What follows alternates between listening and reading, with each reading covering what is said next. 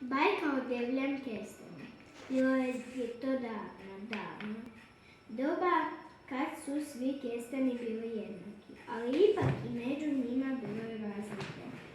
Jedan kesten bio je veći od ostalih, zato se vrlo uobrazio.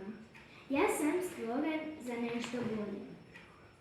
Movao je, ljepši sam i pametniji od ostalih, treba bi postati car, svi ostali kestena. Kestenko prvi veliki, ali kestenima nije ni u ono doba trebao car, pa ga tako ne okromiše. Kestenko veliki nije bio zadovoljan. Nadam se sve više i napokon pao ih čahulice. Na zemlju pao je zapravo u neku kaljužu, pritom se sav uprijao, ali to mu nije smetalo. Vlago je plodirala